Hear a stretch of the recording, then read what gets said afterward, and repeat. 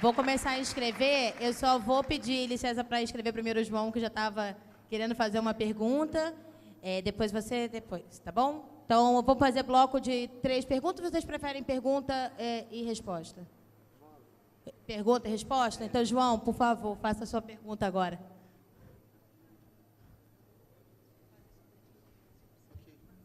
Bom, tá. Alô? Bom, sobre o saneamento, ele respondeu. Aí sobre o que você falou, do centro, não lembro o nome, sobre privatização,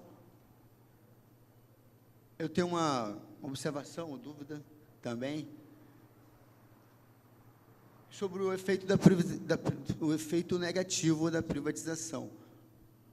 Porque quando uma empresa é privatizada, ela continua no país. Só vai mudar a administração, certo? Vai continuar gerando emprego para brasileiros e a empresa vai continuar pagando impostos para o governo. Aí eu queria entender que parte negativa tem na privatização. Como que a privatização é prejudicial?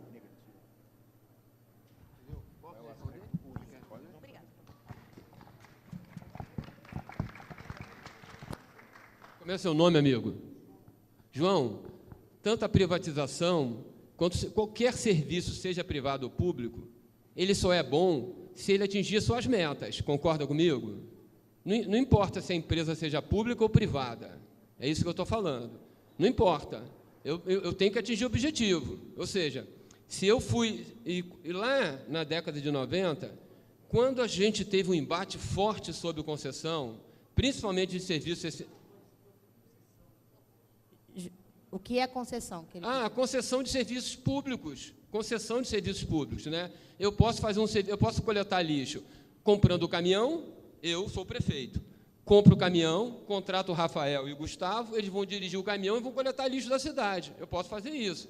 Ou eu posso entregar a concessão para você durante 20 anos para você coletar o lixo da cidade sob um contrato de concessão. Eu concedi os serviços que eram de responsabilidade pública para você. Isso chama-se uma concessão privada.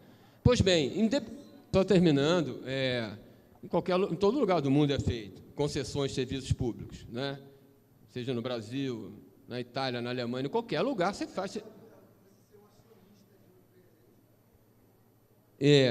Bom, aí a referência de ser um serviço bem prestado ou não é questão de atingir as metas, né? O que eu estou denunciando nesse fórum é que a concessão não atingiu a meta. Então, independente dela ser privada ou não, se não atingir meta, é um serviço que não cumpriu a sua função. Se não cumpriu a sua função, no meu entender, ele tem que ser discutido, tem que ser rearranjado, ele tem que ser retomado a sua finalidade. É nesse sentido.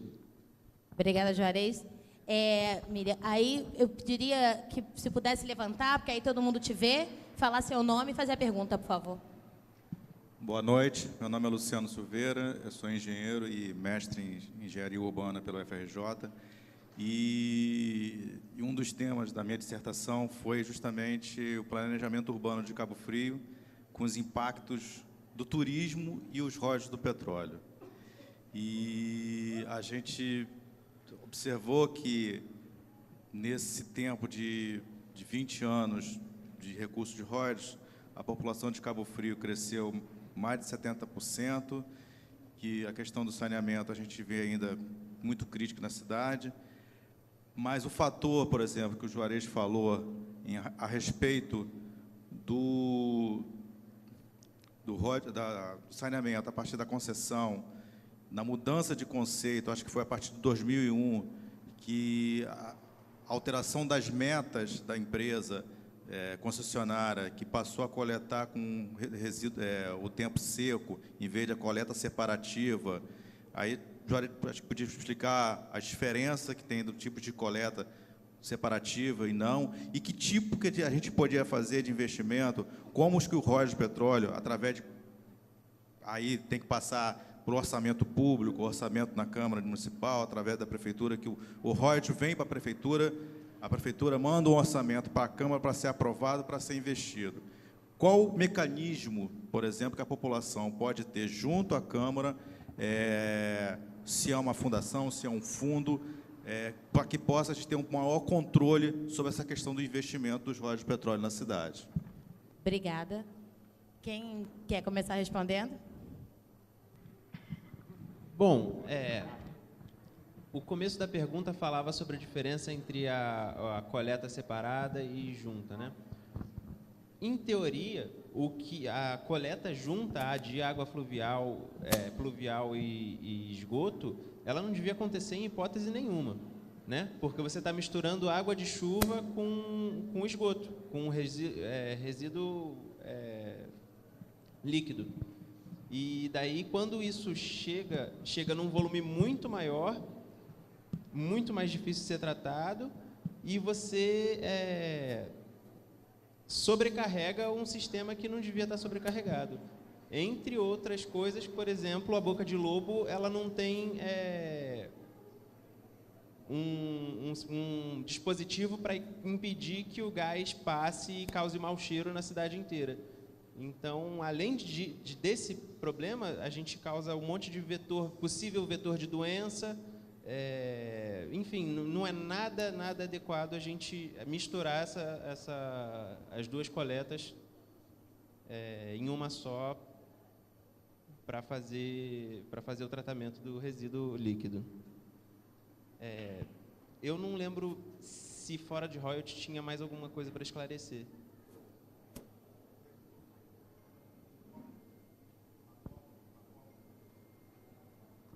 Forma do recurso, do controle, qual dispositivo, de repente, dentro do orçamento, ou um fundo de meio ambiente, ou um fundo de royalties, para a destinação desses royalties para determinada específica questão do saneamento.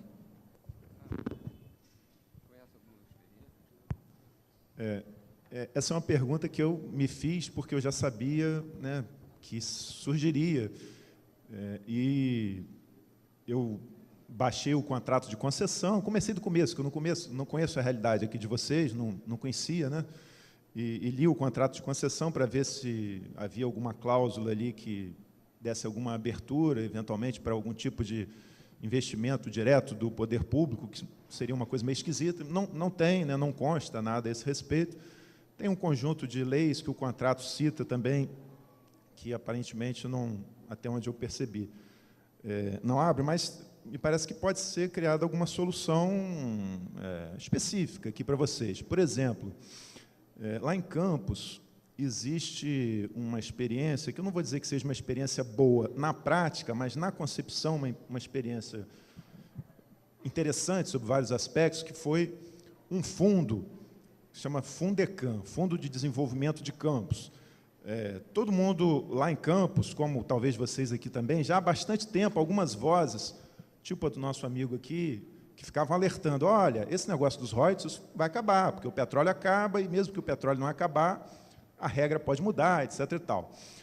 E lá pelos anos 2000, mais ou menos, essa discussão que nasceu na sociedade chegou ao poder público e isso tomou corpo nessa iniciativa. Foi feita uma lei municipal que reservava um pedaço pequeno até dos royalties do petróleo, das receitas petrolíferas, de royalties e participações.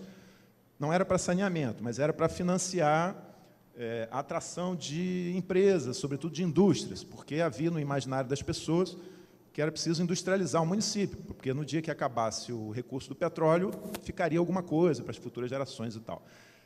O funcionamento disso não foi muito bom, não. Na verdade, os estudos, até onde eu vi, e a percepção do cidadão também dá para ver que não funcionou.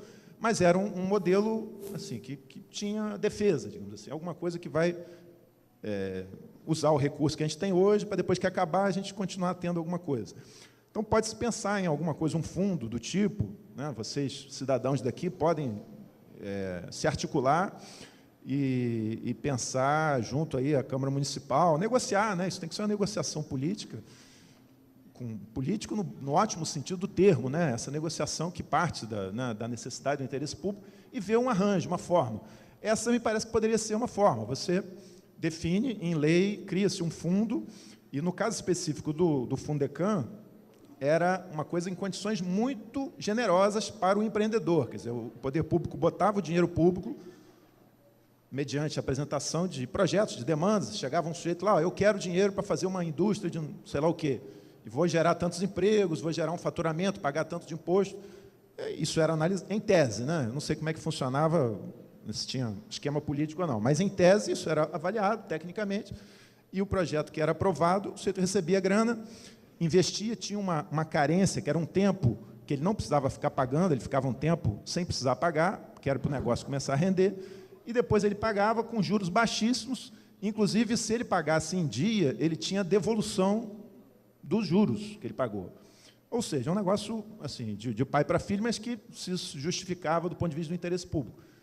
Não sei, me parece que vocês podem construir algo parecido com isso, olhando a experiência de lá e outras, onde furou, onde não deu certo, e tentar, né, colocar alguns mecanismos ali que prevejam, que previnam situações previsíveis, que a empresa, de repente, pega o dinheiro e não faz direito, como aconteceu lá, muitos empreendedores pegaram o dinheiro e o dinheiro sumiu. Mas pode-se fazer uma coisa desse tipo, né, prevista em lei, Tá bom.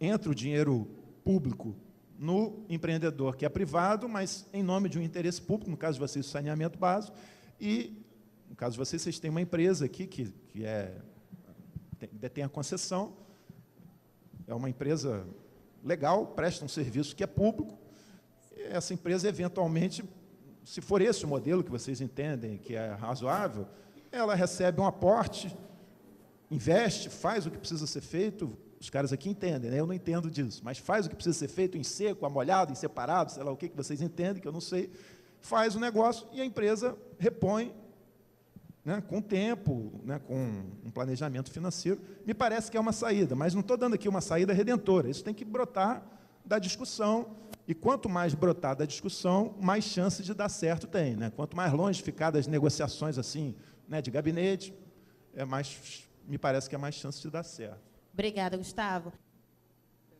Boa noite. A minha pergunta é sobre... a pergunta para os três palestrantes.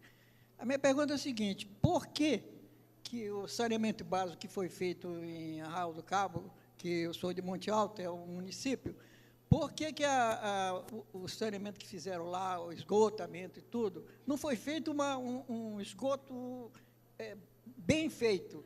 A questão é que, toda vez que chove, na frente da minha casa, eu tenho foto e tudo, há um vazamento muito grande, transborda a rua e corre tudo para o meu quintal. Eu já corri na Prolago não, Prefeitura, e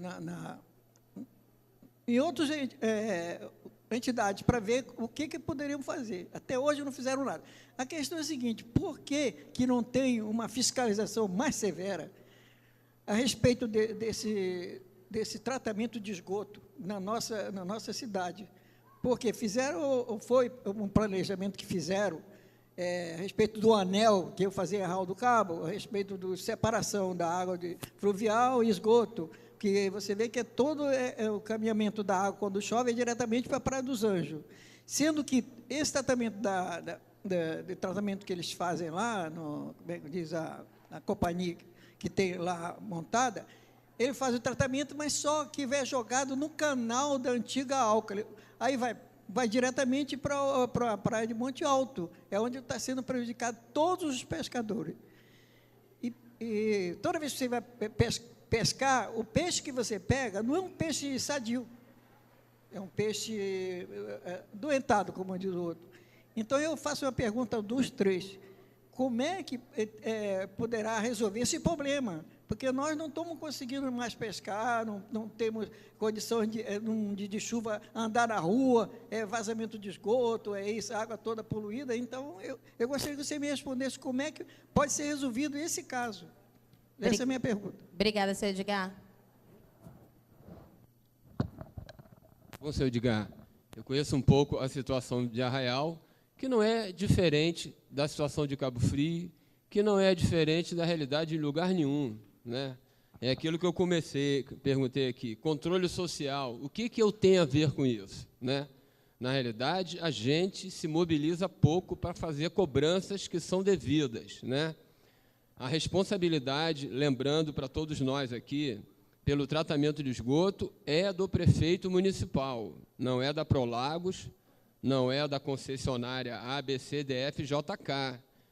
Só lembrando a vocês, e aí vou pegar um gancho do amigo ali, falando em concessão, a concessão é algo que nós demos para alguém fazer algo que a gente entendeu que devíamos fazer. Por exemplo, eu vou tratar da saúde e da educação e vou entregar o lixo para outra pessoa fazer, através de um contrato. É uma concessão. As regras dessa concessão estão previstas no contrato. Não é? A Prolagos não faz o que ela quer, a coletora de lixo, a empresa que coleta de lixo em Cabo Frio não faz, em Campos também não faz, em Rio das Ostras. Quem é concessionário faz o que foi acordado no contrato. E o fiscal do contrato somos nós todos. Então, se está dando errado o contrato, a responsabilidade é nossa, a gente está se omitindo. Em Arraial do Cabo, eu tive a experiência, em Arraial do Cabo até durante muito tempo, até 3 anos atrás, se eu não me engano, talvez possa confirmar, era o único município da região que tinha rede separadora de esgoto, o único, e tinha um tratamento de esgoto terciário. Durante muito tempo, Arraial foi referência no tratamento de esgoto na região dos lagos. E era feito com recurso dos municípios, do município, totalmente os recursos do município. Né? Seu Edgar, Monte Alto, né? O que provavelmente está acontecendo lá? Não conheço a fundo o sistema de tratamento de esgoto lá. Não sei se o que está vazando para o quintal do senhor é esgoto, ou água pluvial, ou é a mistura. O que pode ter acontecido em Monte Alto, não sei se foi o caso. É muito comum se fazer saneamento por decreto. Né?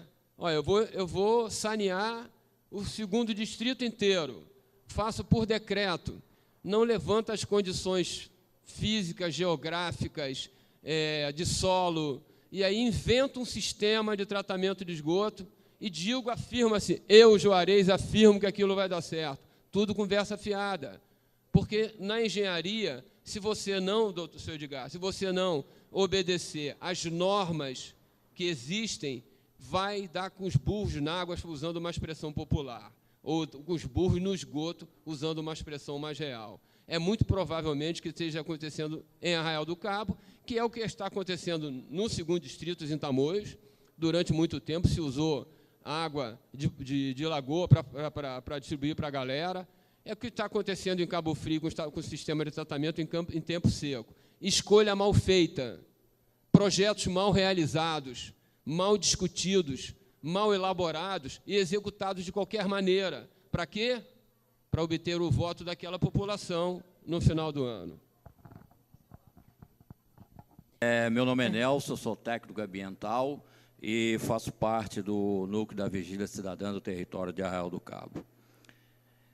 Primeiro para o Juarez. Juarez, depois você faz uma explicação para a gente aqui com relação ao tempo seco que a Prolagos pratica aí, que isso é um procedimento arcaico e já ultrapassado, mas que consta no bendito contrato de 96 que vigora até hoje aí.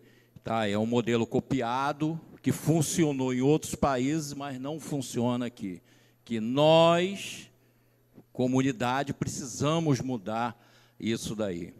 Pro amigo lá do território, a Lei 11.445, de 97, não exige judicialmente que o gestor público cumpra ela, tá? Pois a obra enterrada não aparece, então eles não têm interesse nenhum que a gente realize isso daí. E atualmente vivemos um caos no saneamento básico federal, estadual e principalmente municipal. Como que nós podemos mudar isso daí? E para o meu amigo aqui, do professor aí, a lei federal ela está muito genérica na utilização dos recursos dos royalties. E nessa lei que rege os royalties, somente você não pode fazer pagamento de funcionários. O restante, na infraestrutura, isso tudo você pode fazer. Como que nós podemos exigir, dentro da lei, que um percentual desse royalties, uma lei federal, que você copia estadual e municipal, tá? Não criação do fundo, como o amigo falou ali, como que a gente pode, através do projeto Território de Petróleo, apresentar um projeto de lei na Câmara com relação a esse percentual dos royalties já vir definido de cima para baixo. Só essas três. Então, desculpe, qual é o nome do senhor mesmo? Nelson. Eu me senti mais à vontade com a outra pergunta do que com a minha, na verdade. A Lei 11.445, eu não sei, ela trata de quê? Eu não conheço essa lei. Lei de saneamento. Eu não entendo de saneamento. Então, pode trocar? Podemos ficar mais à vontade? Tá bom. Eu me senti mais à vontade, realmente, com o que foi perguntado para ele. Bom, a destinação legal, né, dos royalties, ela tem algumas diretrizes diferentes, assim, não é uma diretriz só, né? Nos royalties que Cabo Frio, por exemplo, recebe, nós estamos falando aqui, então, da nossa realidade que vem de 97 para cá. Não estamos falando ainda dessa realidade novíssima do pré-sal, que ontem mesmo teve uma licitação, e ano passado houve outras. Essa nova realidade já começou, já tem produção de petróleo, as empresas já estão pagando royalties, mas os royalties não estão sendo repassados aos municípios porque está enrolado na justiça, né? Quem que deve receber, quem que não deve. Vocês sabem que esse troço mudou, né? Houve uma lei que aprovou a redistribuição para todo o Brasil, mas isso não está valendo porque o Estado do Rio entrou lá no Supremo Tribunal Federal, questionando, e, por enquanto, não está valendo. Um dia eles vão julgar isso aí, se vale ou não. Mas, na regra atual, nós temos, por assim dizer, duas parcelas, né? Qualquer município nosso, Cabo Frio, por exemplo, ele recebe uma parte dos seus recursos, o que aparece nos relatórios e tal, nos documentos da ANP, como royalties até 5%. Essa parte, a gente pode explicar um pouquinho mais daqui a pouco, se for o caso, né, de onde vem isso, mas, em linhas gerais, o royalties até 5% vem de toda a produção do Estado do Rio, né? Não importa tanto o que Cabo Frio tem de produção. Onde que é o mar aqui? É para lá? Não sei. Para lá? Não importa tanto o que tem de produção aqui na nossa costa, de vocês. Importa o que tem no Estado do Rio todo. Isso é dividido para todos os municípios que são produtores, por critério de população e tal, né? Então, essa parte, que vem da década de 80, a lei fala uma meia dúzia de coisas lá que tem que fazer, que é obrigatório aplicar. Saneamento básico é uma, irrigação, meio ambiente, pavimentação de rodovias. Está me dando uma cola ali? Hein? Não, educação não. Coisas de infraestrutura, grosso modo, né? Isso é o que se pode fazer com essa parcela dos recursos. Depois veio uma lei aí de 2001, se não me engano, que abriu a possibilidade de botar esse recurso também para capitalizar fundo de previdência, que as prefeituras por aí, os governos estaduais tiveram que fazer seus fundos de previdência e tinham que botar dinheiro para garantir o pagamento das aposentadorias. Então, essa parte é mais engessada, mas não é a maior parte dos royalties daqui de Cabo Frio. A maior parte dos royalties daqui de Cabo Frio vem da outra parte, daquela lei de 97, que aumentou o percentual que as empresas pagam de 5% para 10%. Então, a lei antes dizia que era 5%. Você tirou um tanto de petróleo, sei lá, um balde de petróleo, como eu digo didaticamente, tirou um balde de petróleo, aquilo vale R$100, a empresa tinha que dar R$5 para o governo. E o governo distribuía para estados, municípios, produtores, alguns vizinhos, município que tem duto passando embaixo da terra, gasoduto, etc. e tal. Isso era o que valia. Em 97, aumentou de 5% para 10%. Esses primeiros 5%, os deputados não mexeram nisso. Deixaram isso quieto, mantiveram essas regras da mesma maneira. Só que aumentou a grana que as empresas têm que pagar. Se pega um balde de petróleo e vale R$100, a empresa não tem que pagar mais R$5, tem que pagar R$10 para o governo. Aí o governo pega aqueles R$10, R$5 ele distribui, como já distribuía, para os produtores, para os seus vizinhos, para quem tem duto passando embaixo da terra, e os outros R$5 aí o governo distribui de outra maneira. A parte que vem para município só beneficia o município que é o, digamos, o produtor, né? Então, nessa parte, acima de 5%, o que Cabo Frio tem mais, porque Cabo Frio tem vários campos de petróleo aqui na sua costa, a maior parte do recurso de Cabo Frio vem dessa parte, acima de 5%. Essa parte é liberada de aplicar praticamente onde o gestor quiser. Não pode roubar, não pode fazer esse tipo de coisa, né? Mas aplicar dentro da lei, dentro do razoável, ele pode fazer o que quiser. Só não pode pagar, como foi dito por alguém aí, salário de pessoal permanente, e não pode pagar dívida, a não ser com a União, né? Então, eu queria dizer que, do meu ponto de vista, mexer no percentual que vem para o município não é viável, né? Nós não vamos conseguir aqui, você pode tentar, né? Mas eu acho que não vai ser possível. Nós queremos, ao invés de 5%, ao invés de 10%, nós queremos 15%, nós queremos 20%, isso, nós não temos força política para isso. Nem temos argumento, porque o percentual que tem já é bastante razoável, né, para a gente fazer muita coisa, né? O que me parece é que vocês, que são os cidadãos daqui, têm que debater, né, e eventualmente disputar, porque temos que ser franco, né? A cidade é um campo de disputa também. Enquanto alguns estão querendo saneamento, porque, como disse o senhor Edgar, chove e o negócio vem para dentro da cozinha da gente, outros estão muito bem resolvidos e não estão preocupados com isso, estão preocupados com outras coisas, querem talvez fazer um calçadão na praia, né? Como vocês aqui em Cabo Frio falam muito isso, a Praia do Forte, tudo é Praia do Forte. Então, é uma disputa política, vocês têm que se articular, né, construir algum tipo de aliança e tentar batalhar, botar isso no orçamento do município. É o meu ponto de vista.